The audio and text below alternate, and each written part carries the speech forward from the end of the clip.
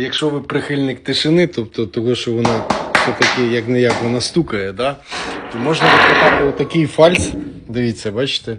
Він тут вже є саунд контрол, тобто він вже не буде стукати. Бачите? Теж виробник руки, також можна в різній моделі, можна з таким гладким, просто з гладкою картиною, а можна теж з такою, бачите, з шагренечкою, такий мікрорібер катається. Теж по довжині листа під замовлення катаємо з любого кольору і любого покриття. Гарантія від 10 до 50 років.